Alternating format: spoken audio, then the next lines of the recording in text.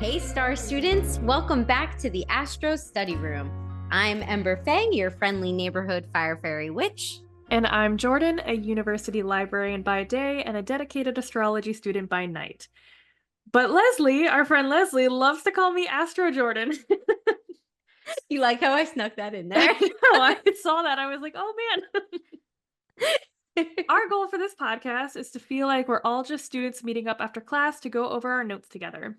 Every other Tuesday, we will be exploring core astrology topics, breaking them down, and just chatting about how these concepts show up in our real lives and reflect on what wisdom the stars have to share with us. If you enjoy this episode, I hope you will consider subscribing and leaving us a review to help us grow this little cohort of astrology students. Welcome to episode 5, where we're really going to start downloading all the information about our planetary bodies. And we are going to start with Mercury. Mercury, I bow down to you right now because Save our souls. Oh man, everyone, we're recording during Mercury retrograde.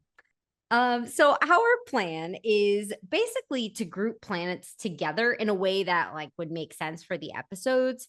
And we really saw how that ended up with the sun and the moon, where we ended up being too long, and so we separated them out. And so since Mercury is really kind of its own solo journey and also the closest planet to the sun, we figured that's where we were going to start. So in the future, we'll kind of maybe change up how we're grouping planets together or decide how that's going to go. But for now, here we are. Yeah, and we're really excited to get into the planetary bodies from here. I still can't believe we ever thought that we were going to cover all the planets in one episode once upon a time, but those days are over and we are slightly more realistic now. I know. I really like how we've been diving into each planet because I know I've definitely been learning a lot. I feel like my astrology expansion, just like listening to you, Jordan, and going through and doing our research has just helped so much in really bite-sized pieces. So I love that. Yeah. And as a reminder, Jordan and I have been slowly releasing content on Patreon to really help you learn more about our luminary bodies and in the future, the planets and how you can connect with them. And we would love your feedback in the comments or on our social media. And new to our Patreon are donation tiers. So if you've been loving our starry study sessions and want to help us keep the cosmic classroom open, oh my gosh, those are so many similes in one sentence. Dang. Then we'd be over the moon with your support. We've really just created some fun and really affordable donation tiers to help you stay connected, support the magic behind the mic, but obviously no pressure to donate at all. We really just want to make this content as accessible as possible as we can to our listeners. Absolutely. Like Ember said, there's no pressure to donate. Everyone is always encouraged to join us for the free content. As we know, astrology can be a bit expensive to learn, and sometimes that price point can be a bit of a barrier to getting into astrology to either, pay for mentorship or classes or guidance. And we can appreciate that. So we hope to make this space available to everyone. Yes, and please let us know how we're doing. As I keep joking in the episodes, comments, subscribes, LOL, and give us feedback on how we can help you learn. So Jordan and I are both students ourselves. We definitely don't know everything, and we will be totally upfront with that. We're learning together in this little astro study room, which is why it is so special to us. So, buckle up, star students. Class is officially out and the study room is in session.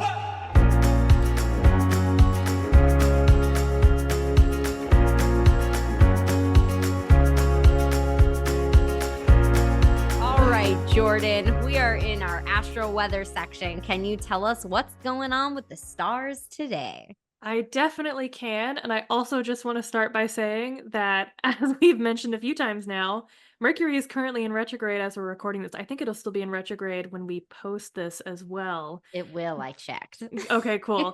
So I wrote this astro weather during this retrograde and I had a lot of trouble getting my words out. So when this comes out very muddled, just know I tried my hardest and you can blame Mercury. We love you, Jordan. And Mercury. Perfect. So the big thing we're going to talk about today is Saturn's retrograde from Aries into Pisces. Later on in this episode, we are going to have a little segment talking about what a retrograde actually is and what the pre and post shadow periods actually are and what it means for a planet to station direct or station retrograde. For now, I'm just going to throw some relevant dates out to you about Saturn's retrograde. I feel like I'm a news reporter. And Saturn entered its Joke pre-shadow about period. that later. Oh, good. Saturn entered its pre-shadow period on April 6th of this year at 25 degrees of Pisces. On July 13th, Saturn stationed retrograde at 1 degree of Aries. So this is when the retrograde actually starts, and this is the phase that we are currently in as we're recording this and as you're listening to this. Now, on November 28th, Saturn will station direct again at 25 degrees of Pisces and be in its post-shadow period until March 3rd of 2026. The part that we are most concerned, though, is actually the retrograde period from July 13th through November 28th, but I just wanted you to know about those pre- and post-shadow periods.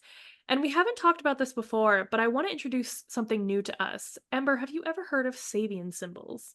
No. What is a Sabian symbol? What is this? I'm so glad you asked. Yeah. Okay, so the Sabian symbols are brief images and words to describe each degree of each zodiac sign. There are 360 degrees on the zodiac wheel and 360 images to go along with them. Oh, I have not heard of these before. So is it something you could just like Google pretty easily? You can, yeah, you can Google it. I have a book I will show you personally right now, Ember.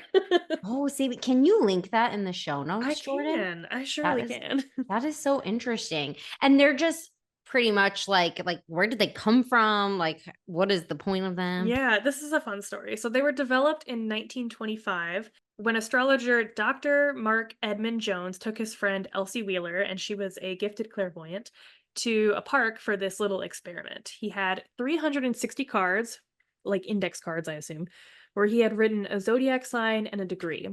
And I believe it goes, he focused on the card. Elsie didn't know what was on the card, but she would channel images and describe them to Mark. And that was how the Sabian symbols were born. So she would come up with some image without knowing what sign and degree that he was thinking or looking at. And then they would reshuffle. And they did this all day for, I think the story goes, they did like 4-hour sessions twice that day. So it took them 8 hours to get through all 360 degrees. Today, some astrologers like to use these to get additional information from their charts and also in mundane astrology. I know that I personally like to use these for people's rising signs. Oh my God, that's so cool. I have 29 degrees at Saturn. I want to like know about this later.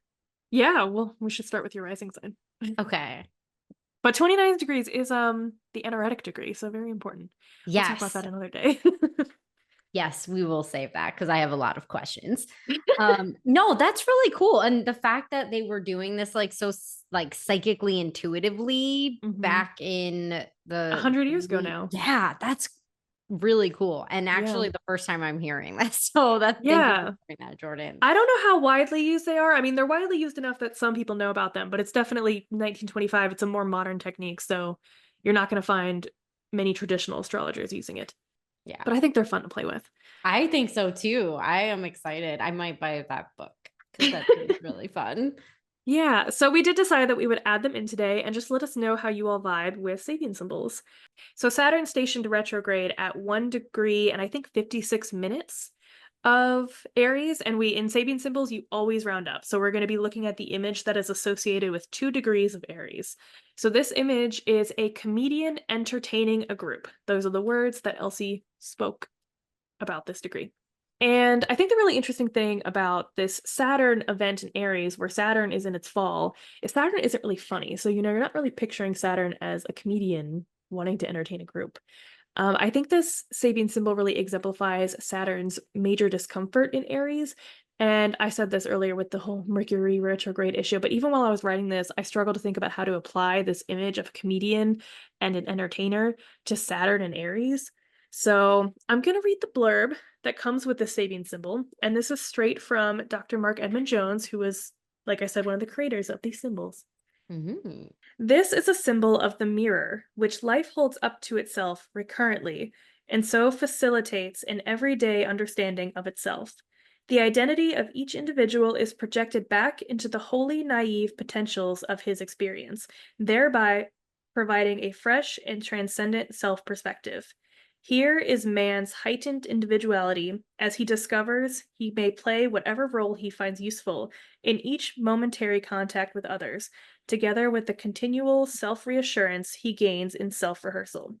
The key word is release. When positive, the degree is the power of personality through a full and completely uninhibited self expression. And when negative, a neglect of common responsibility through idle diversions of interest. And the thing that I just thought of that I want to note here too, I will say, Saturn is in its fall. So if we're going to apply this to a positive or negative experience, it's probably going to lean more negative.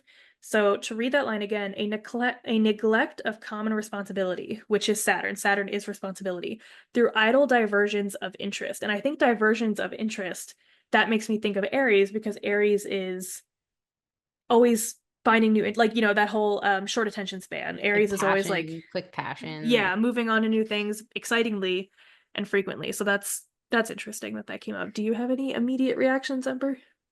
Yeah, that is such a strange image. And I really had to like process that because it is Yeah. just such like a juicy contrast to Saturn, where Saturn just like you're right. It's not funny. Like it's this whole planet about boundaries and discipline and structure, which is like all objectively unfunny. Um, but trying to make like meaning out of that image. And I don't know, like it also could be like a way to use humor to like deal with that tension and responsibility. So, Mhm. maybe in Aries, we're looking to try to like initiate action, and Saturn is just saying, wait, like, did you earn this? Like, are you ready for this? And so, I don't know. I think that's kind of interesting. Like, maybe this retrograde could be a really good time to look at how we can perform versus like the actually performing part.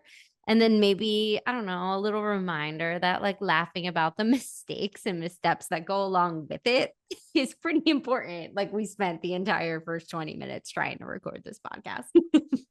I really like the part you mentioned where Saturn is saying like, wait, did I earn this? Am I actually ready for this? Like the kind of that imposter syndrome, that is very Saturn. And I didn't think about that, but that's interesting. I'm going to reflect on that more. There are a few things that stuck out to me, like that line about holding a mirror up to itself, or life holding a mirror up to itself and learning to really understand itself. I feel like this kind of resonates here. And I think Saturn definitely is a planet of like the cold, hard truths. And so while this is so uncomfy, I think that this retrograde is about really looking at yourself in the mirror and then being provided with another quote from the paragraph, a fresh and transcendent self perspective. And I think it's super interesting, given that Aries is all about new freshness, and Saturn is retrograding back into Pisces, which is the sign of transcendence. And again, this Sabian symbol is only about the degree and the sign. It did not take into account the planet that we're talking about or any of the houses. We are applying that ourselves. So it's interesting that we can so easily pick out from this paragraph about Saturn, even though Saturn's not funny. Any planet that retrogrades from Aries into Pisces kind of has a special meaning of beginnings and endings, because Aries is a sign of beginnings and Pisces is a sign of endings. So it's like we began something, but now we are going back to the ending and doing that ending again, and then we're restarting from the beginning again, and it feels kind of like, you're going over and over and over again. But I feel like it has an extra oomph of being, I guess, major, because it's truly the ending and truly the beginning. Yeah, and Saturn with these boundaries, I feel like bouncing back and forth is probably a little bit weird and can feel almost a little bit destabilizing. Especially in Pisces. Yeah, and I did really like the image of the mirror, because now I'm just picturing like looking in the mirror, making like weird comedic faces at yourself to try to like Yeah, I think people have done art for these too. We should look that up. Yeah, I would love that. We should Yeah. definitely post some. I just think that it's interesting to go from this like like comedian vibe to the mystic vibes of Pisces, and hmm then I don't know, go land, and then you're just like, okay, spirits, why are we go? Like I don't know. Yeah. Yeah. No, and I think it's important to really reflect on what this all means for you personally. We always say, look at where this is in your chart. What house is it in? What planets is it interacting with, if any at all? And generally, Saturn retrogrades can be about revisiting like business ideas, reestablishing boundaries, and also reflecting on your own karma in a personal way. And that can be, again, good or bad karma. I think in general, karma is supposed to be seen as neutral. So I recommend sitting with this information, especially this Sabian symbol if it resonates with you, and figuring out what this retrograde is about for you. I know a lot of people will read the Sabian symbols and then they will meditate on that image themselves and kind of have their own experience with that. So Oh, I like that. I think yeah. Jordan, like when, we've been talking so much about these transiting planets and in these like astro weather formats. And I think it'd be cool maybe at some point for one of those other sods, like we can actually apply them to our own chart so people could see like how we relate them to like our houses. And I don't know. Yeah. I think that could be interesting because sometimes it can be really abstract. And if I'm like trying to read my own chart for myself, sometimes I don't actually know like the path to follow. So that could be Hmm. interesting. Let We us could know if definitely that's do that. something you want to hear. Yeah, live reading. So yeah, see where you have Aries and Pisces in your chart and see where you have your natal Saturn as well. And think about what this retrograde is wanting you to do. Are you being asked to really commit to a new health related routine? Or do you have any spiritual or emotional patterns that still need closure? That would be very Pisces. I think this could be a major call for accountability as well, because that's really one of Saturn's key themes is accountability. I used this analogy before, but I picture Saturn as the old, hardened grandfather who has seen a thing or two. And in Aries, it's like this grandfather is suddenly having to sleep in his 20-year-old grandson's bachelor pad. It's messy, it's empty, it's loud, there's alcohol everywhere, it's weird. So Saturn is super uncomfy and way past this phase of his life. And it just doesn't make sense for him to stay here. Like, why is he here at his grandson's bachelor pad? But I can also picture this retrograde being like Saturn is here to shape up his grandson. And this is going to be a bit of a two-way street. Like, Saturn is going to teach Aries to be responsible, to stay the course, which Aries is not good at, and to be accountable, which Aries can also struggle with. But Saturn should also take this opportunity to learn from Aries. Saturn can learn that traditional isn't always better, that there's nothing wrong with trying something new or doing it the new way. And sometimes it's fun to start something simply because it sounds fun for a little bit. Saturn, wants to monetize everything. Saturn doesn't want to have fun. Saturn just wants to work. So Saturn can learn that not everything you do needs to be turned into a business, and it's okay to do something for a little bit and enjoy it for a little bit, and then move on to the next thing. And that wouldn't be a waste of time like Saturn might feel. And then grandpa gets on stage and tells us some jokes. Right. So what happens then when like Saturn moves back into Pisces? I thought about this for a while and I tried to think of something something to go along with this story. And this is where Mercury was not letting the thoughts come through. But I kind of picture the moving back to Pisces as like Grandpa Saturn being like, nope, I can't do this. I absolutely cannot live with my grandson. Now, this is a little morbid, but this is just what came to me. I imagine the person kind of like playing the role of Pisces is Grandpa Saturn's spouse from beyond the grave, because Pisces is also other worlds. Like Pisces is you talking to other worlds. So I pictured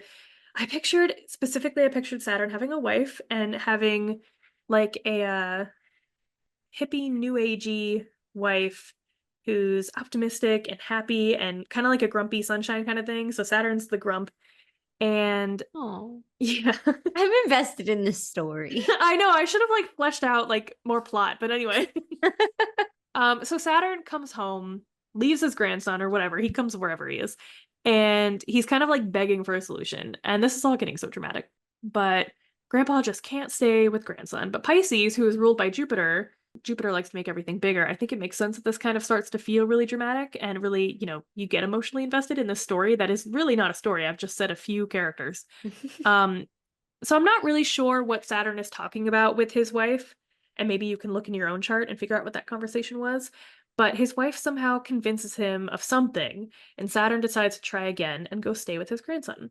And so to sum up my point of this story is Saturn is super uncomfy in Aries, and I think the retrograde back into Pisces will bring high emotions and maybe psychic messages from other worlds as well. And Pisces will hopefully blur the lines and blur the walls that Saturn puts up. So I know that was a lot of words. I'm during determined Mercury now we're going to retrograde. do an other sode where you apply this to my chart because I want to know. I want a I want to reading. know who my grandpa and my grandson is and Who's my my hippie grandpa grandma. Saturn? Yeah, especially because you have yours at the energetic degree. That is a very interesting one to explore. On a mundane level, meaning how this transit may impact us on a global scale, Aries rules militaries and soldiers. And so this can mean facing karma, because Saturn is karma, for military decisions that were made. I'd like to think individuals in leadership are being held accountable to some degree for decisions that have been made since May 2024 of this year, which is when Saturn went retrograde, and that's also my birthday. And we said in this last episode that Ember and I are both Americans, and a lot of what I'm saying can, of course, be easily applied to Trump, but it's not just about him in US politics. There are many leaders that need to be held accountable or called out in ways, and a lot of times they might actually be called out in ways or held accountable in some minute way, and it's just not seen by the public, or we never hear about it. Sending that out. Yes, Yeah. please. Yes, please. Accountability. Karma. Yes. I think a lot of startup companies or businesses that got started from when Saturn entered Aries before this retrograde may hit their first major cool off period economically as a business. It doesn't mean that they're failing or anything, but it just, the fire might dim for a moment. People may notice the urge to start fresh, but the retrograde says that there's something that you have to go back and finish. Pisces rules drugs, some medicines, and hospitals, and I personally hope that maybe this can look like the accountability from abuse we see from the pharmaceutical industry and from healthcare in general as well. And lastly, I think this can be about revisiting how we treat prisoners and maybe refugees as well, because Pisces rules prisons. Pisces calls for the utmost compassion, while Saturn requires boundaries. So I want you to sit on that, the compassion and boundaries that we all need to have. Oh my God, Jordan.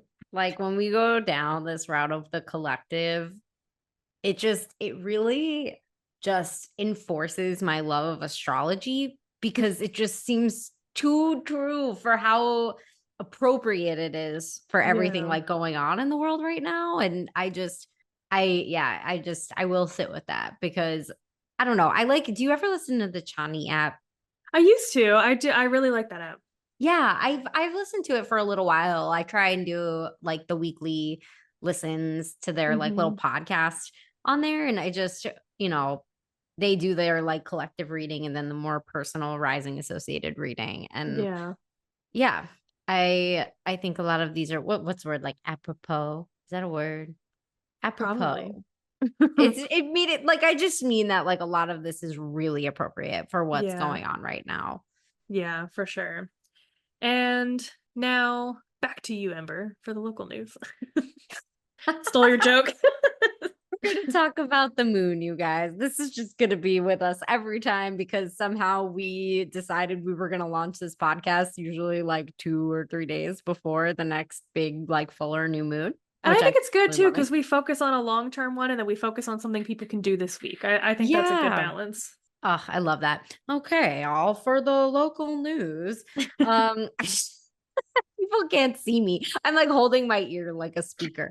Anyway, so we have a full moon in Aquarius, otherwise known as the Sturgeon moon on August 9th at 3:55 a.m. Eastern Standard Time. And for those of you who might not know what a sturgeon is, I wanted to bring this up because they're this huge prehistoric looking fish that have been around for centuries. They're just so cool. And they used to be abundant in the Great Lakes region and a very important food source for the indigenous people in this area. But of course, like everything, we just came in and decimated the sturgeon. But August was always the time these fish would be readily caught in the Great Lakes. And I'm actually in the Finger Lakes regions, which is part of like the Great Lakes Basin in upstate New York. So I actually have heard of some and spoken with researchers at the University of Rochester, like actively repopulating the sturgeons. There's like a big festival every year. But anyway, Google them because they're a really cool fish and there's a lot of efforts to repopulate them. So yay, sturgeon. Yeah, and fun fact, Ember is a fish doctor. I do fish medicine. But anyway, anywho, Aquarius is an air sign that is all about the themes of liberation, innovation, authenticity. And Aquarius can really bring about lots of revolutionary change, making its modern day ruler, Uranus, make a lot of sense when you think about it. Sort of these surprise shifts that a transit with Uranus can bring. But people also say Saturn rules Aquarius. I don't know, Jordan. What are your thoughts on that? Saturn, Uranus. Yeah, I think I do follow the traditional rulerships, and a lot of that has to do with like sacred symmetry, and in some ways it can make a lot of sense. I do think it's hard to picture Saturn with the personality of Aquarius, but if you get to know Aquarius beyond Aquarius just being like the eccentric change rebel, Mm-hmm. I think you can get down to maybe Saturn, like Saturn is cold, just like Aquarius is. And Saturn is stable, just like, well, I guess people wouldn't. It's hard because Aquarius is a fixed sign, which kind of implies stability, but Saturn or Aquarius is, I wouldn't call Aquarius unstable, but Aquarius does come in and change things. It's about change. Um, hmm. I love watching your mind think about this. I think the thing too, because sometimes it's hard for us to separate these things because we do just kind of make these words a little bit synonymous. Like we Yeah. think everything we attribute to Uranus, we attribute to Aquarius. And I'm thinking about it, and I don't think Aquarius is actually about surprises. I think that is specific to Uranus. So I think Aquarius is actually a lot more stable and gets that from Saturn. And we do the same thing with houses where we attribute like all things that are Aries to all things that are first house. And some people do vibe with that, some people don't, choose what you do in your own practice. So, yeah, I do use Saturn. I don't use the modern rulers as far as rulership goes, but I do use them for like mundane readings. Okay. Very cool. Yeah. So just kind of, take what you want, put down what you don't want. But Aquarius in general is not actually a sign that I've really felt super connected with, which is weird because it's in my fifth house of play, which is, creation, hobbies, pleasure. And that is a really big part of my life. So when I thought more about it, I was like, oh, yeah, I probably do connect with Aquarius in like this rebellious way. Like, right, one of my hobbies is burlesque dancing, which can totally be seen as taboo and rebellious and Mhm. freedom from the patriarchy and all that stuff. Yeah, I think it's interesting too, because like you said, you have Aquarius fifth house, and Aquarius also rules our sexuality. And I know that you are open to polyamory. And you've also talked to recently about the way that you feel connected with people. And maybe it's a little bit different than how other people feel connected. You didn't say that, but that's my own interpretation of it. That's Aquarius. Fifth house is where our kinks live. And I know that you like to experiment with some kinks. So that's Aquarius. I think that's very Aquarius, yeah. Jordan and I are close, y'all. And FYI, consent was given for Jordan to talk about that before It we was. before we recorded. This was But all planned. but yeah, no, you're so right, Jordan. I think that is actually I recently did a container with Tanae Stewart with Lupine Hollow, Starlight Coven Witch, and we talked a lot about like pleasure and kink and all these things in the chart that were so eye-opening. And the fifth house definitely did play into that. And Mhm. it was so interesting. I learned so much. But yeah, I think yeah, you know what? That totally does make sense. I think I need to Yeah. like lean more into my Now we just Aquarius got to learn side. about that 29th degree Saturn in Aquarius you have. TBD, we will talk about I'm that. going to look up the Sabian syllable right now. Continue. Oh yeah, let me tell y'all while Jordan looks up the symbol. So a full moon in Aquarius, when we are thinking about like what is eccentric, what is liberating, what do you want to revolutionize in this time period?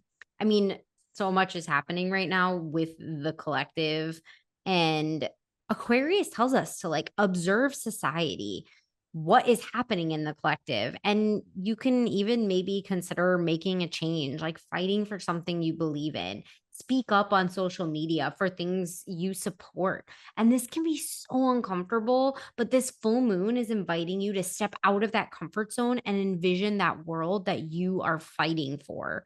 And when you take this to the house level, see, what house you have Aquarius in, and you can see what themes you may want to focus on for this revolutionary experience. And so some prompts you may want to reflect on, such as, what parts of your life are you craving freedom from now? What outdated rules or systems, whether it's internal or external, are you ready to break away from? How do you define personal rebellion, and what are you rebelling for? I actually love that. Like, what is that thing that just like makes you either cringe and you're like, I am ready to fight this? Or like, what is that thing that you see on the outside that you're like, this is my cause. Like, this is what I'm doing. This is such a perfect time to journal on this and check in at the new moon in Aquarius in 6 months in February. Heck yeah. I did look up Aquarius 29, but we're going to round up to Aquarius 30. And the image is the field of Ardath in bloom.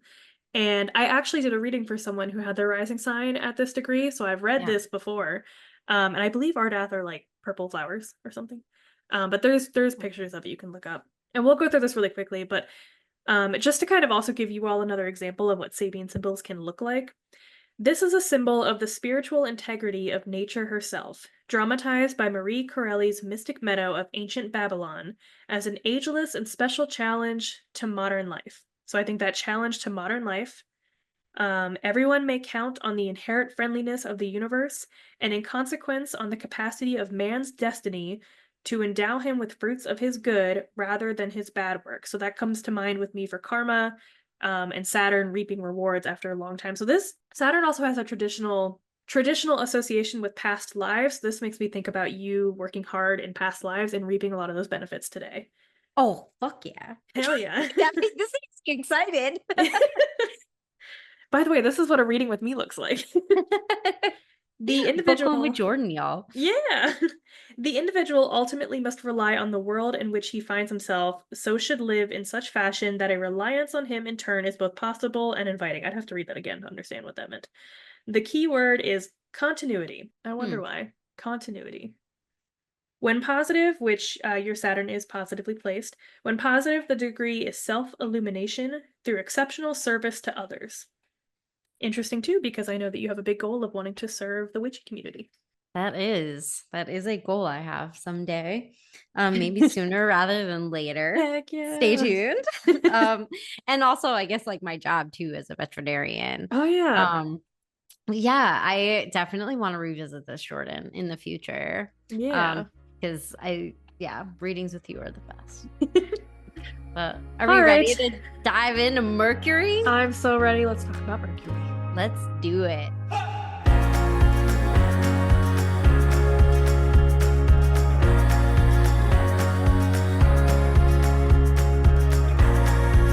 I am thrilled we are on this planetary journey right now. So after our sun and our moon episodes and doing the research, I just feel so much more connected to those luminary bodies. And so I'm ready to take this journey with Mercury too. Yeah, me too. I'm excited to move on and like really get into the planets too now. So to kick us off, how do you personally vibe with Mercury, Amber? Oof, Mercury was always like a pretty elusive planet for me, and I didn't really care much about it, which is like crazy because like Mercury retrograde is like all you see. I'm sorry, Mercury. Mwah. But yeah, but I loved learning about Mercury during this episode. And it's also ironic because it lives in my 10th house with my son. And so I just always focus more on like, oh, look at that Mercury retrograde again. But everyone get out your flashcards because we're going to talk about some key Mercury themes. Heck yeah. So first off is communication. This is like big for Mercury, how you think and how you express yourself. So depending on the house and sign you have Mercury in, this is going to say a lot about your style of expression. So Mercury can also represent your thought processes and actual mental patterns and how you like express those and how we can make sense of the world and form ideas. and then go on to communicate those ideas with the people around us. So lots of communication, lots of thought, all very much like in the head, in the mental space. And so along the lines of thinking, Mercury will have us look at how we analyze, problem solve, and process information. And so if you have your flashcards ready, our I always do. get your colored pencils or crayons or markers. And our key themes for Mercury will be the mind, communication, reasoning, language, and messenger. Do you have anything to add to that, Jordan? Yeah, communication is the big one. How we think, short distance travel, and I would say decision making too. You kind of goes along with reasoning, but decision making. Yeah, absolutely. And I also absolutely have to mention Mercury's connection to Hermes. So, Mercury being the Roman name of literally the messenger of the Greek gods, Hermes, who, is this messenger, zips around Olympus and the underworld, just like Mercury, which is just like the fastest moving planet around the sun. Someone who can travel between all the different realms, bridging this gap between Olympus and the underworld, kind of like how Mercury bridges this gap. I was thinking a lot about this, like bridging this gap between our unconscious thoughts and the conscious thoughts, and how we're actually like processing that information, being this like liminal body. Mhm. I wasn't going to talk about this too, but I think something that came to mind that was kind of interesting is a lot of times when people speak about the planets, they'll use she, her, or he, him pronouns or something like that. And it's up to you how you want to do it. But I think the interesting thing with a lot of the Greek gods that we associate with the planets, most of them are men.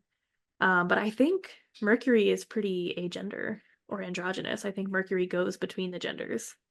I So That is correct. yeah. So also talking about that like liminal space, like we're just Mhm. living in the liminal, and I love it. So we love talking about our medical astrology. And with what we've talked about, the key themes, Jordan has a list for us that can come off as pretty intuitive, honestly. So, Jordan, what have you got?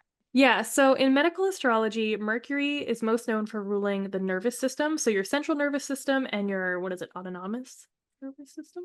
Autonomic nervous system. Autonomic. Yeah, but not automatic, which is always confusing. And then your brain, your nerves as well. Mercury rules your learning and attention. So if you have some kind of attention deficit disorder, you would look at your Mercury, also with learning disorders. Mercury rules your speech and your hearing, and also your fine motor skills. Mercury rules breathing, like the function of the respiratory system, and the delivery of oxygen throughout the body. Mercury also rules vitamin B1. Ember, do you know anything about vitamin B1?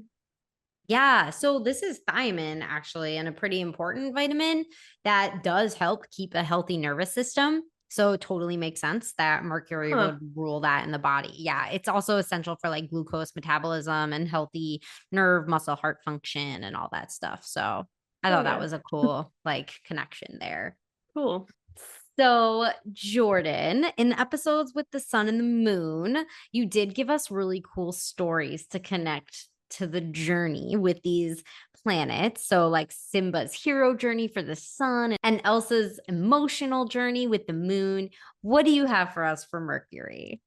I I know you love have these. something. Yeah, these have been kind of one of my favorite parts because once I like it takes a little bit to like make the connection, but once I make the connection, I'm just like so excited, like picking out the pieces of the story that connect with Mercury. I will say it's probably going to be a little bit more difficult moving forward. I feel like the sun and the moon had such obvious direct correlations. But I still love this part and I definitely want to make it work. And it's funny, I'm not really a big Disney person, but I do keep relating to Disney characters for some reason. So Yeah, I love the Disney references. I can't believe you don't do Disney, but these are working for Disney's me. right. Okay, so the character that I feel like embodies Mercury is Peter Pan. Oh, I love Peter Pan. Okay, yeah, I love Peter Pan. I like that Disney ride. There's the Disney ride. I can remember that as a kid going on it. It was pretty fun. No. Yeah. So we talked about Mercury being a fast-moving planet, changing things up a lot, and Mercury's curious nature. And Peter Pan is constantly on the move. Also, you mentioned, I didn't even write this, but you mentioned the connection between the two worlds. And Peter Pan connects Neverland and Earth or London or whatever. Mm-hmm. So Peter Pan literally visits between the worlds, and he never stays in one place. He's playful and a bit of a troublemaker, and that trickster energy that everybody talks about with Mercury. So I think, yeah, Peter Pan is Mercury. Yeah, I really like that. As you know, you said Peter Pan, and we were talking that connection of the liminal spaces and Peter Pan moving between the liminal spaces. It just comes back around. Yeah. And the connection between Mercury and the messenger, and Peter Pan being the messenger. And this is just one of Mercury's general archetypes. And Peter Pan is like the messenger and storyteller between Neverland and Earth, and between like the Lost Boys and Wendy Darling and just a few different groups. He's the one that goes in between them all. He's also the thread that connects them all, that makes them talk to each other in a way, I guess. Yeah, that definitely has Mercury energy. Peter Pan is also constantly learning new things, like what things are, how to do things, and while embodying that student energy, which is another Mercury archetype, the student, he is also teaching his fellow students, like teaching Wendy how to fly. And Mercury is also the planet of thought and how we process thoughts and the ways we think. And this would have more to do with what sign Peter Pan would have Mercury in, but his imagination and the way that he thinks creatively and childlike is a connection to his personal Mercury. Jordan, you knew I was going to ask you. I So did. I knew I should have always written do. something ahead of I'm like, time. tell me what sign do you think Peter Pan has Mercury in? Okay, so I was thinking about it, and I feel like it could be, I want to say Sagittarius. I thought about Pisces for a little bit, and I think I landed on Sagittarius because he's an adventurer, he's an explorer. I think he's blunt, like I don't think he covers up his words. Fun, exciting, trying new things. I think Travel. Sagittarius. Travel, right? Yeah. Mm-hmm. Oh, yeah, that's perfect. Yeah, and Agreed. then fire, creativity, and playful too. Yeah. And so I think the last connection I have between the two is the duality of Mercury and Peter Pan. Mercury is associated with duality, so is Gemini, which is one of Mercury's domiciles. And as Mercury is a planet of intellect and mischief, Peter Pan's story is one of play and childhood and imagine and adventure, while also being about growing up and leaving childhood and the depth and responsibility and the existential thoughts and questions. So it's this childlike play along with this like moving on and the duality between like the two like feelings that come with that, I guess. Yeah, I definitely really like that, Jordan, because this like ruling, over not ruling over Gemini, but Mercury doesn't rule over Gemini, right? Mercury does rule over Gemini. It does rule over Gemini. Yeah. Okay, I said that and then I like doubted myself for a second. I was like, wondering wait, if you like meant to say Peter Pan and that's why you went back on it or something. Peter Pan rules over Gemini. No, the fact that like Mercury rules over Gemini, and like I didn't really think about this duality piece to it. And it also kind of, intellect mischief, also this like subconscious conscious Mm-hmm. idea as well. Oh, And right, this like Neverland's pretty like dreamlike. and like Yeah. in the brain, Mercury is like that connection between like processing the thoughts Yeah. of This what's is really happening. interesting because Ember and I write these, scripts. We have sections that we've kind of assigned to each other. And so we've read over each other's notes and stuff beforehand, but we wrote this separately. And so it's interesting because I don't know, you're making connections that are making this make more sense to me. And I'm looking at now what I wrote before hearing your connections, and I'm like, oh, this makes even more sense now. And it's interesting. It's funny. Like I wasn't thinking about Mercury as the messenger between two worlds, and it just makes so much more sense. Or even like the subconscious and conscious connection. And then again, how Peter Pan is like the dreamlike, and then coming to Wendy Darling while she's sleeping, and then like taking her to a dreamlike place.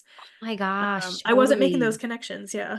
Yeah, I was thinking a lot about Hermes, like as in the mythology, and reading about Hermes being this having this ability to go through the liminal spaces. And I just was like, how does this relate to Mercury though? Like how? Mhm. And then, I was going back over my notes and I was like, oh, this is like the process. It's like the processing of the thoughts. You're literally like the thoughts are the messenger, right? Like it's Yeah. that comment, like we are not our thoughts. It's like Yeah.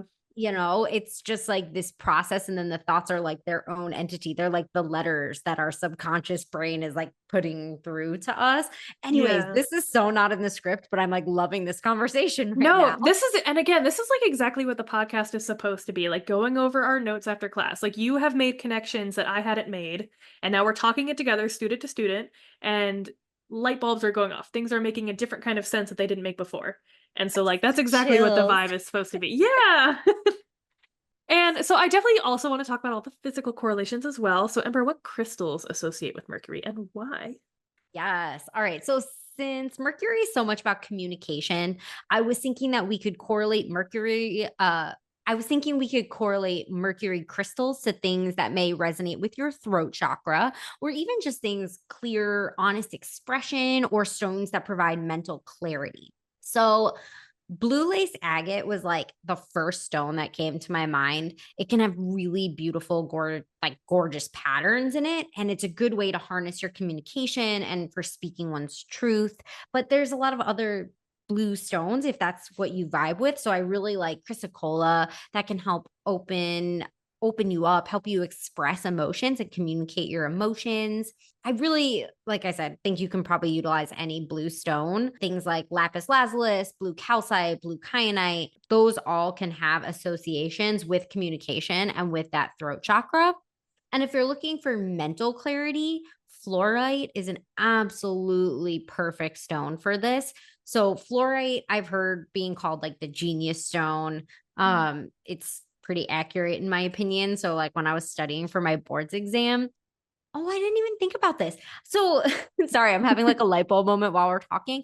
So I started in the script talking about my boards exam and that I had my rainbow fluorite with me that to help me like really just clear away stuff when I was studying and focus on that. And like I totally like brought my rainbow fluorite with me. Aw. Like it's just been here with me. And I was like, oh, I didn't even think like I forgot I was gonna talk about it. So you Aw. guys can't see it in the video, but But I'm I showing can. Jordan. It's my little tower, my rainbow fluorite That's tower. pretty. So it's excellent for clearing mental clutter to give way to new ideas.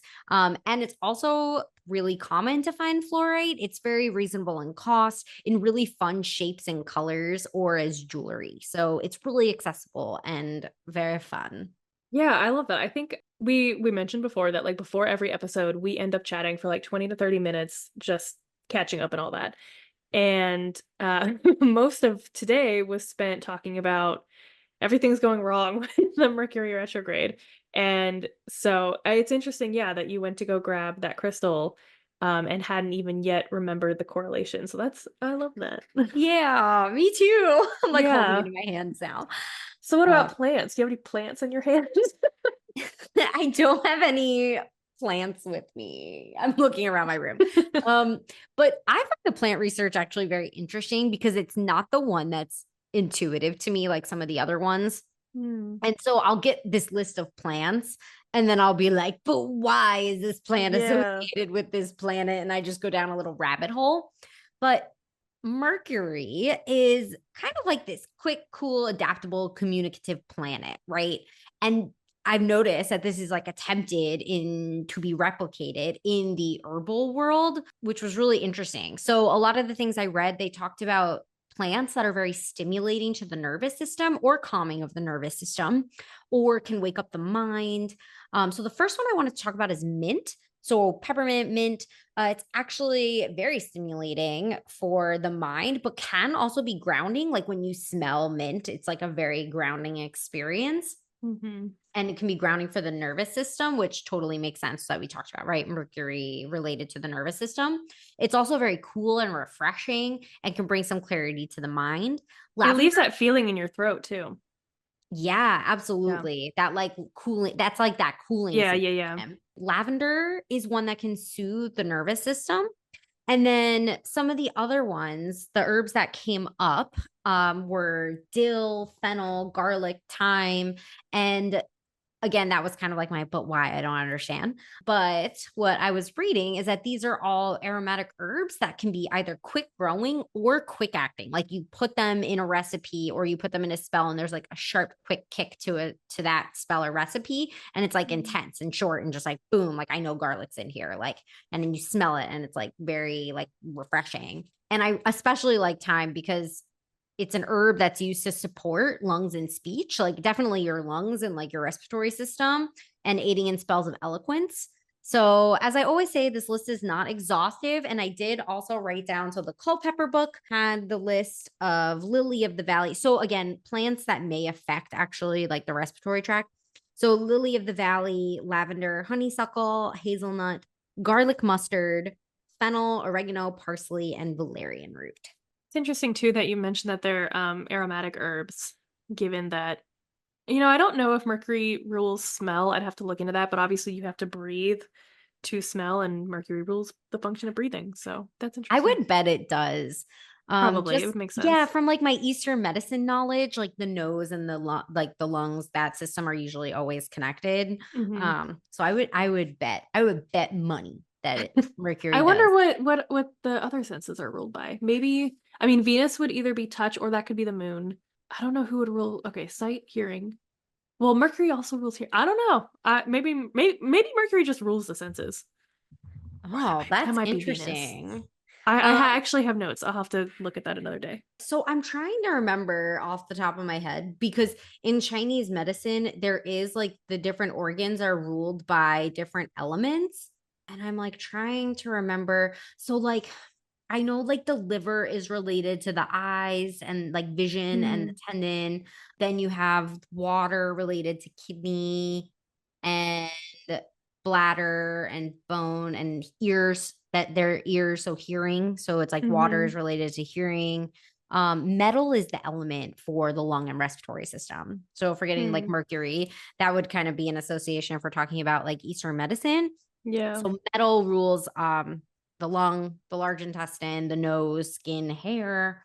And the earth is like the spleen, which rules like GI stuff, which is going to be like your mouth. That's the sense of taste. Yeah. Anyway, and heart, fire. So that's like, yeah. Anyway, I'm going down a little rabbit hole, but it's interesting.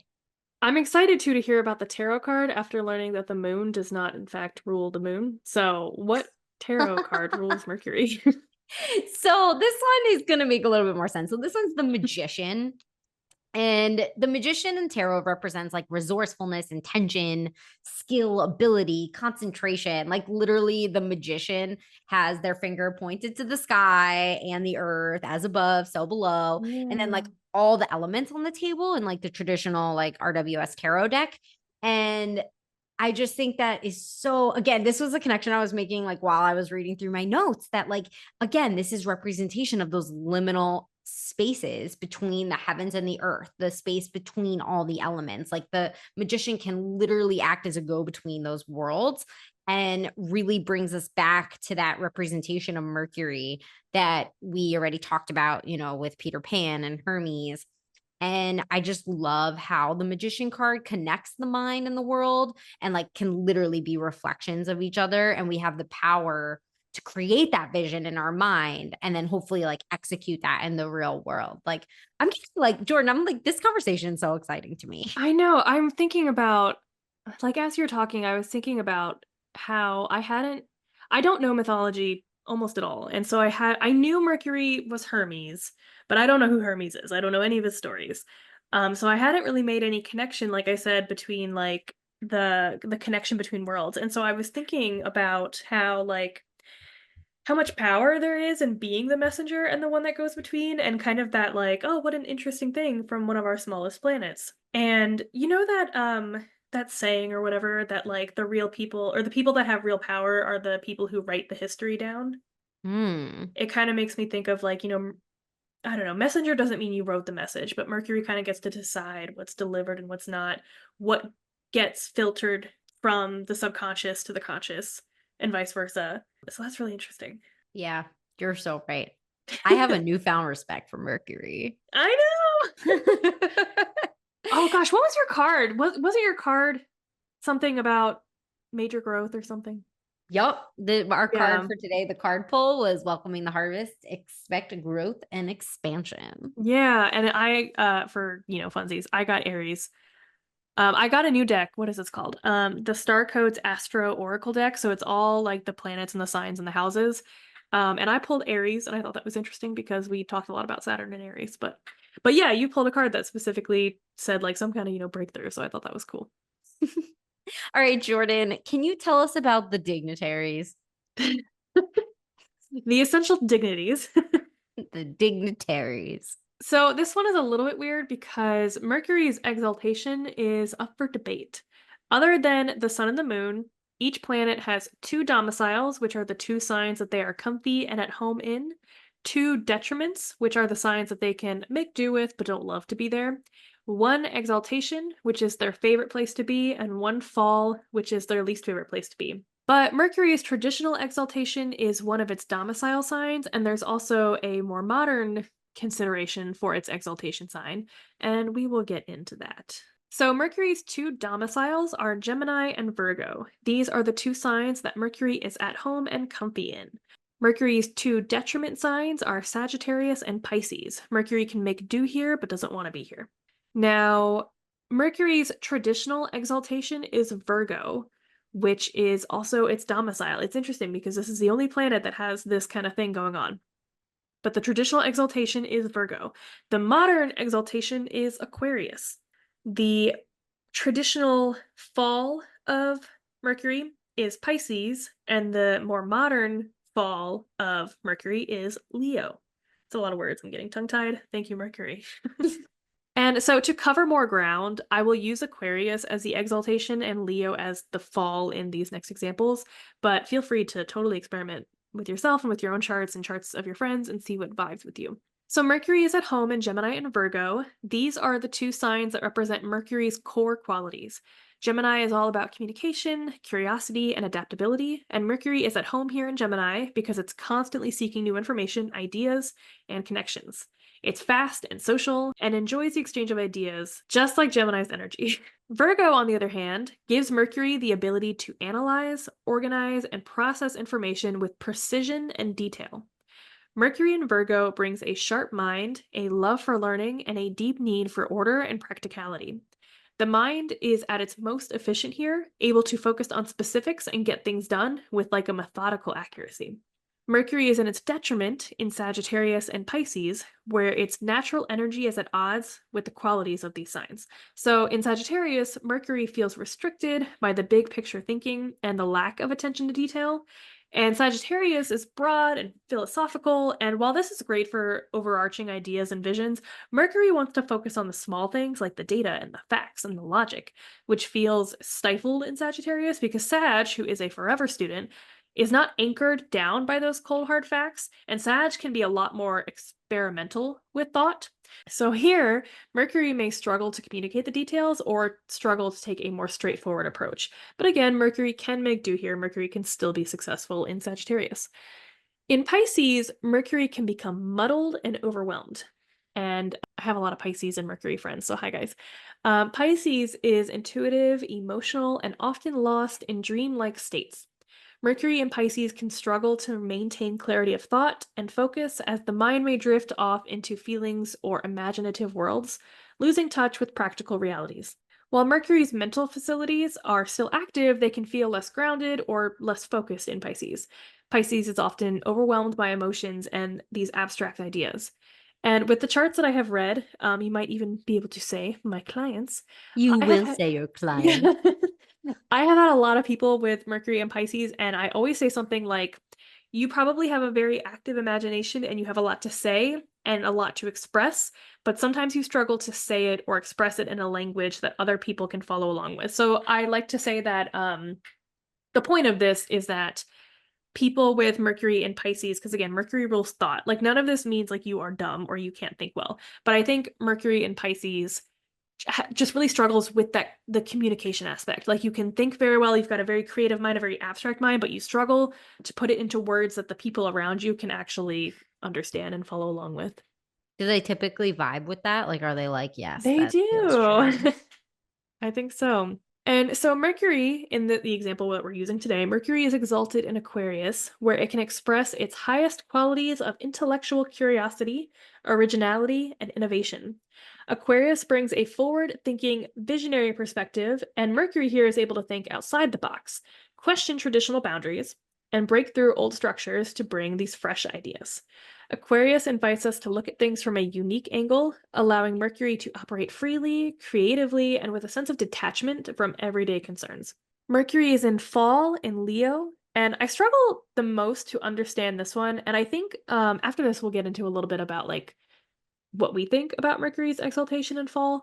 But in Leo, Mercury's tendency to want to be analytical and precise is challenged by Leo's flair for drama and self-expression and ego.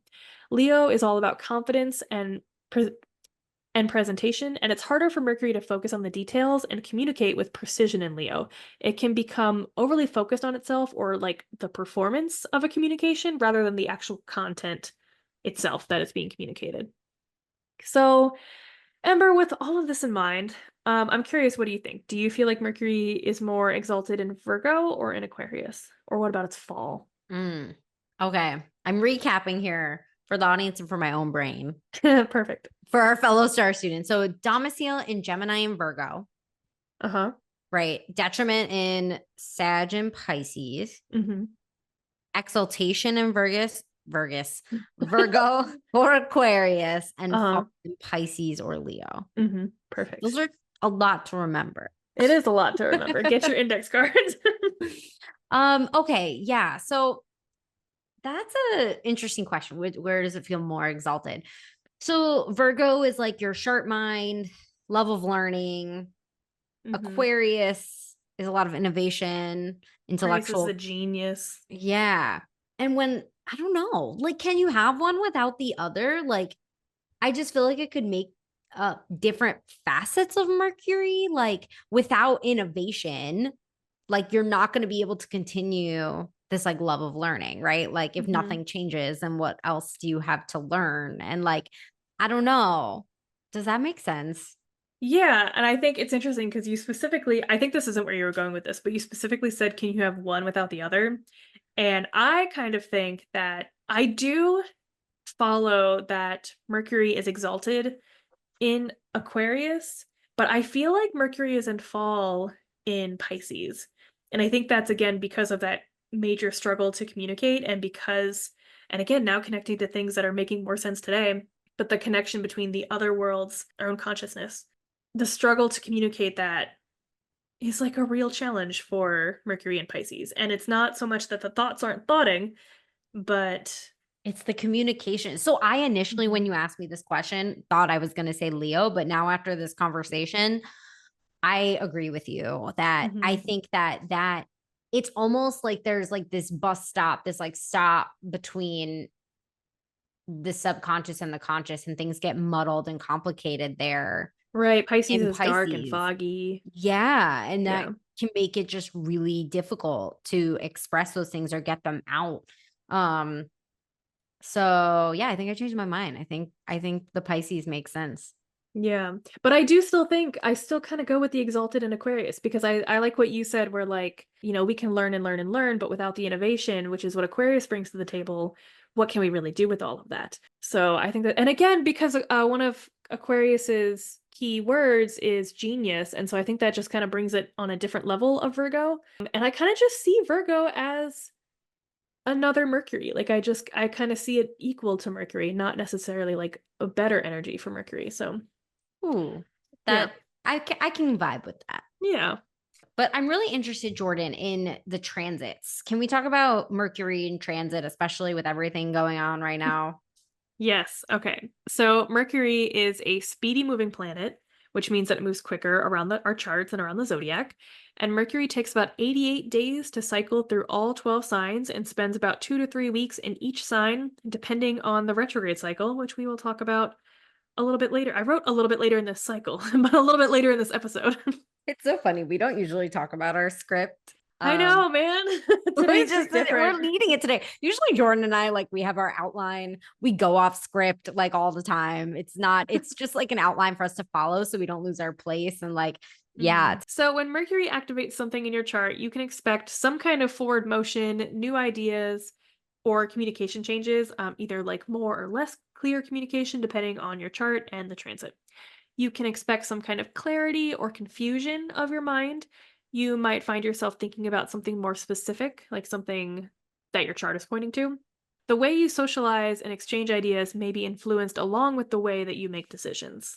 Okay. Yeah, I have been trying to pay a little bit more attention to Mercury and where it is in my chart because of that. Because I do think that, like I mentioned at the beginning of the episode, it wasn't a planet I normally thought about. And as we're going Mhm. through it, I'm like, oh, damn, Mercury is important. Yeah. And so, for an example, if transiting Mercury in Cancer trines your natal Venus in Pisces, you may find yourself wanting to socialize more, or maybe wanting to talk to your partner more, or maybe you're thinking about expensive things and luxuries. Maybe you decide to finally buy that art set you've been wanting to create with. Or maybe you start talking to your partner about wanting to renovate your house. All of these things can be brought into the conversation with Mercury, and a lot of those things that I mentioned will attribute to either Cancer or Venus and Pisces. Yeah. And so, can we talk about retrograde? Like, let's just get into it. We've been like mentioning it this whole I know. time. Yeah, sorry to put this at the end, guys. um, So now that we yeah. are moving beyond the luminaries, I do think it's important that we include this section about the retrogrades for the planet. So moving forward, you can expect a little tiny little segment about how this planet retrogrades. But before we even talk about Mercury's retrograde, let's talk about what a retrograde literally is. I'm excited to talk about the retrogrades for other planets too, because like I mentioned, I've really only paid attention to Mercury retrogrades and I never even thought about other planets in retrograde because that's just like what everyone always talked about. And I'm really glad now because now that I've like been studying this more, retrogrades are such an important time to reflect and really connect with those things in your chart. Like I think it's just a reflection point all the time. And Mhm. so Jordan, can you like tell us what's actually like physically happening during a retrograde? Absolutely. If Mercury will let me get these words out. So, everyone put your science hats on. If you have never heard of the term retrograde before, a retrograde is when a planet appears to move backwards. This is an optical illusion that occurs because all of the planets are at different distances from the sun and they all go at varying speeds.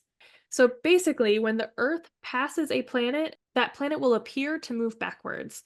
The analogy that is often used is that it's like race cars. So if you have two cars driving around a track on a racetrack, they're likely not going to be going at the same speed. So let's say you are going at 90 miles per hour and the car to your right is going 80 miles per hour. And you're going around and around and around the track. And so there will be times when you're around the track where you appear to be ahead of the car, the slower moving car, even though you're faster or because you're faster. And there will be times when you appear to be behind them, even though you've tracked them several times. Does that make sense so far? Yeah. And so when you're behind the slower moving car and you start to catch up to them and you start to pass them, there will be a brief moment where from the perspective of the faster car that you are in, it will appear like the car to your right is moving backwards, even though you're both still moving forward. So that is the science side of retrogrades. In astrology, retrogrades are associated with words that start with the prefix re, like redo, rethink, reconsider, rebirth, rejuvenation, recycle, reuse, reevaluate, reflection, restarting, etc. I was gonna make a re joke there and it just didn't come out. But it's also a really good time to do some shadow work. So Mhm. all of these like these re words, these prefixes with re, so like looking and reflecting, right? Like really taking that time to reflect on these energies can be a really good option to do some shadow work if Yeah. that's what you're into. A Mercury retrograde happens about 3 times a year and is also the shortest retrograde, and the retrograde itself lasts about 3 weeks. So if you include the pre and the post shadow, it can be about a 9-week period. What does pre and post shadow mean? Yeah, so picture a birth chart with all of the 330-degree ticks on it, and we know ahead of time when a 360? uh-huh. No, is that not what a circle does? You said 330. Oh, did I? Oh. I love today. We love Mercury. Thank you, Messenger. Okay. We know ahead of time when a planet will retrograde, and we know what degree it will go retrograde, and we know what degrees it will cover during its retrograde. So let's use Saturn's current retrograde as an example. And this is going to have a lot of numbers thrown at you, but hopefully it will make sense. Just send up a prayer to Mercury that it makes sense. Like I said, we knew ahead of time when Saturn would go retrograde, and we know how far back Saturn is going to go. So when Saturn reached 25 degrees of Pisces on April 6th of 2025, Saturn entered the pre-shadow of its retrograde cycle, because 25 degrees of Pisces is the exact degree that Saturn will be retrograding back to. So that's when the pre-shadow period starts, when we know that that's where the planet is going to go back to. We also know that Saturn was going to station retrograde at 1 degree of Aries on July 12th. So between 25 degrees of Pisces and 1 degree of Aries, Saturn was in its pre-shadow. Now, Saturn is currently in retrograde and making its way back to the 25 degrees of Pisces, and this is the phase of the retrograde cycle that we all know and talk about, when the planet is actually retrograding. Then on November 27th, Saturn will station direct at 25 degrees of Pisces and move forward in the charts again. And this is when the post-shadow period starts, and the post-shadow period continues until Saturn reaches the degree it went retrograde at. So in this case, Saturn will be in post-shadow until March 2nd of next year, when Saturn again reaches 1 degree of Aries. Take a deep breath. Did that all make sense? Ooh, I think so. Okay. Yeah, so during these pre and post shadow periods, is it like you're sort of feeling like a shadow of these things? Like it's like you may feel it a little bit, but not a lot. I'm still kind of trying to figure that out, because I think some people use these periods to kind of be like, you might see some, I don't know, some precursors to what's going to happen to the retrograde, or you might start, I don't know, you might start thinking about whatever's going to come up during the retrograde, and then same with the post shadow, like you might see a little bit extra of the Gotcha. fallout. Yeah, that totally makes sense. And so Mercury retrograde itself, tell us what we Yeah. expect, Jordan. So, like I said, they're most commonly associated with technology not doing its thing, miscommunications, and a lot of people will avoid travel during this time, or they will avoid like buying plane tickets during this time.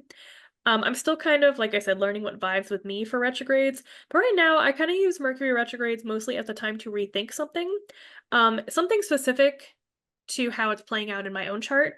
I don't know. Now it's kind of like making me reflect a bit too on like, is this a time to be quiet?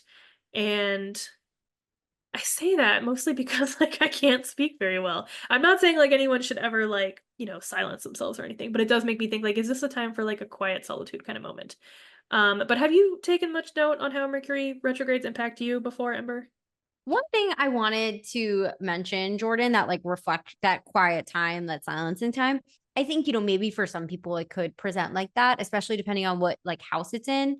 But also maybe just a time to think before you speak. Like Mm-hmm. just like Check really your think, emails. yeah, check your emails, Don't all of send that it to stuff. everybody you know. Yeah, yeah. Um, That and really messenger like, playing with you. yeah, and think about it that way. Yeah. So I guess for me, I literally, again, we're just going back to that script. I wrote about how, like, oh, whatever, like Mercury retrograde for me. I was born in Mercury retrograde, so like I feel it less.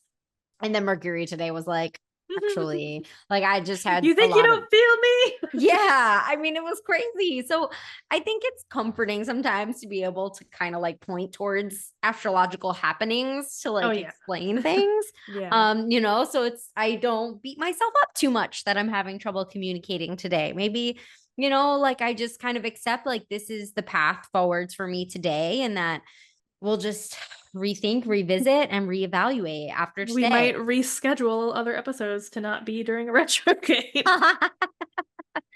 Truth. Yeah. So especially after all this and how much kind of like that deeper connection that we feel with Mercury, both positive and negative, I would love to hear any ideas that you have about how to work with Mercury rituals, or just little ways that we can connect with Mercury. Yeah, I loved this exercise of going through this because, like I mentioned, Mercury is not usually a planetary body that I am actively connecting with.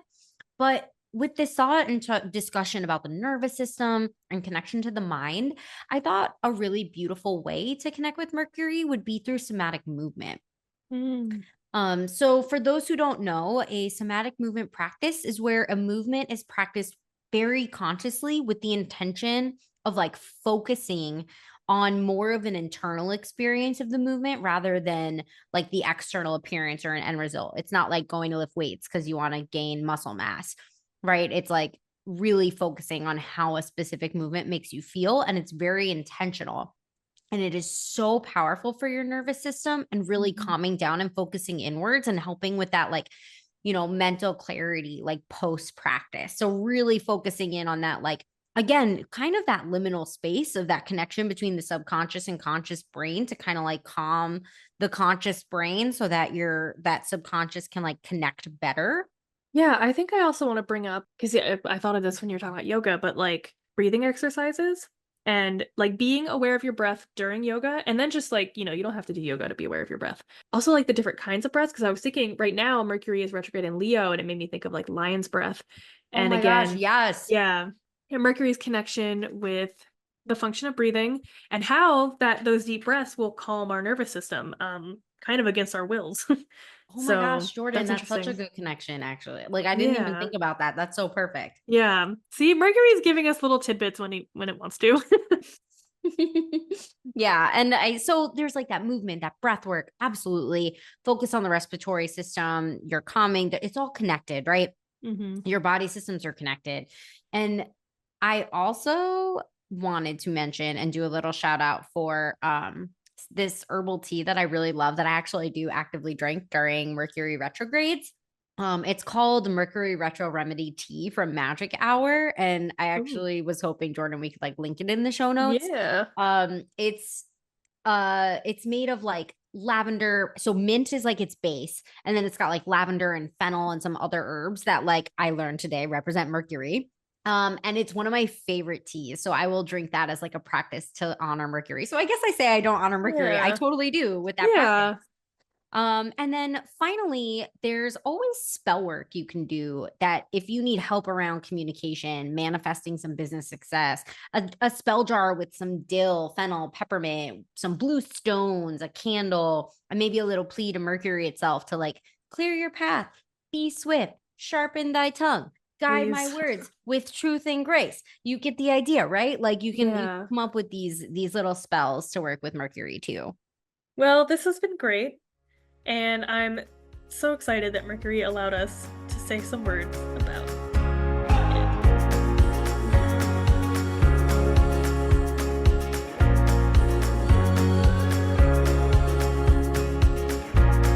That was so fun. Yeah. I think so too. We did, y'all. I hope you recognize that Jordan and I struggled a little bit in this episode. It's kind of funny. I'm like shoving some like zucchini fritters in my mouth because I'm headed for some somatic yoga in a few minutes. Yeah, so really quickly, let's talk about something to do and something to reflect on. Yes, I think reflecting on your Mercury placement is a great way to get in touch with your communication style. So, some prompts that I have for you. How do I express myself most authentically? I really like this question just because we don't always think about that. Like how you express yourself can be like, oh, I express myself this way. But like, think about what actually feels good and what actually feels authentic to you. Mhm. When do I feel I can process information best? So, thinking of whether it's talking it out, moving, writing, analyzing Writing things, is a and big then one, yeah. talking. Yeah. We didn't talk about that much, but Mercury rules reading, writing, and speaking. So, yeah, free writing too. Letting those thoughts out on the page. Hmm. Absolutely. And finally, where in my life do I speak from a place of clarity and where do I hold back? That's a good Uh, one. well, thank you. Yeah. Um, and I also wanted to mention since we're on the tail end, so when this episode comes out, we're actually on the tail end of Mercury retrograde. Ember and I are currently in the thick of it though. And, I wanted to offer a few reflections for anybody who may be feeling this time as like especially sticky, tender, intense. So just remember retrogrades are just these powerful invitations to slow down, revisit, and realign. And it's also a good time to establish boundaries around the themes of that retrograde. And so one of the most important practices you can do is journaling. And so writing down your thoughts gives you a space to land. It can help you untangle the mental fog and opens a channel for clarity to come through. So journaling can be really supportive during retrogrades. And I just want to emphasize that, like, it's not about fixing all this stuff. It's not about fixing this deep shadow work that you like need to figure out in this retrograde in a few weeks. It can just be a good time to like witness, listen, and just honor like what is going on in that space, right? Reflection is the key. So, some reflections I want to offer you are: what messages from the past are resurfacing for my attention? Where do I need to slow down, reflect, or revise? What mental clutter am I ready to clear out? And where do I need more boundaries around information overload? And so, Ooh. yeah, I was like, I need a journal on that one. I know. A few of these, I was like, oh, remember to do these, Jordan. So yeah, we hope you enjoy those prompts and can get something out of them. And so now, Jordan, what actions do you have for us to tap into these mercurial vibes? Yeah, for something to do, I still recommend writing a letter introducing yourself to Mercury, like we talked about for the sun and the moon. But I wanted to give you some other ideas as well of things that you can do, physically do to connect with Mercury. And so Mercury has that association with technology and its glitches. So every day for a week or whatever time frame is manageable for you, if you can do a month, if you can do a year, if you can only do a couple days, spend 1 hour completely detoxing from your electronic devices, mostly and especially screens. Put your phone somewhere else, take your smartwatch off, turn the TVs off, cover them with a sheet if that's your vibe. Don't have a radio on, and during this time, reflect not only on how this all makes you feel, but also think about how you communicate. Think about how you communicate without phones and without radio and no TV and no media. How do you communicate with loved ones without all these things? And then when you get your phone back and you turn the TV back on, think about how you communicate with all of these devices now. And this is not meant to demonize technology. I want you to think about the pros and the cons of both. Yeah, I love this, Jordan. Yeah. Because I think sometimes I have a friend who will do like no screen days where Hmm. they'll like turn everything off and not do it. And she swears by it's like detoxing. Like she just feels I so do much it more. sometimes too.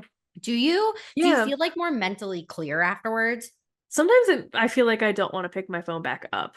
Mm, that's Sometimes because you can start to feel behind a bit too, but I've told you too, like, there are days where I will have my phone on do not disturb all day. I used to do that every Monday. I don't do that anymore, but, and I've deleted TikTok off my phone for 30 days, even though I love TikTok and I will definitely like, I'm never gonna not have TikTok, but I do detox. Yeah, I think those detoxing practices can be really important. I probably especially right now. Like I think I'm gonna Yeah. do some yoga and like not look at my screen after this. Yeah, for sure. And we will still on Patreon post that little PDF of like a letter to the planets and such planets because those are so much fun to make. And you can keep them in your grimoire, your journal, whatever. But we hope you love using them.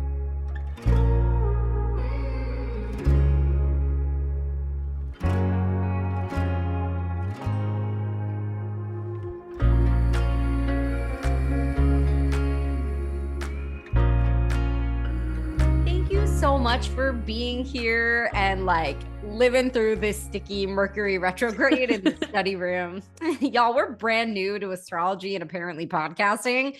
Uh, so we're here to just refresh what you already know. And we hope you're walking away feeling a bit more grounded during this Mercury retrograde and maybe even connected more to Mercury itself. And hopefully you learned something new, gained a fresh perspective, or uncovered a few insights to reflect on as you move forwards. Something we talked about a lot in this episode is the ways that we are kind of connecting with Mercury that we didn't even realize that we were. And so, if you would like to go a little bit deeper and further along with that, we will be posting a few more journal prompts and rituals and guides to what we talked about today, as well as building a community of astrology students over on our free Patreon. It is linked in the show notes. Next time, we're going to be diving into Venus. I am so excited.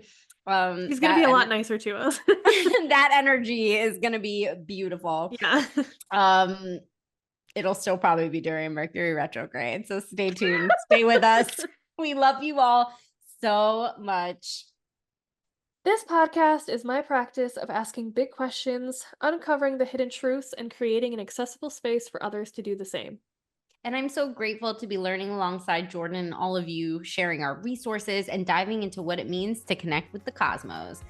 Thank you so much for being part of this, and we'll see you back in the study room every other Tuesday.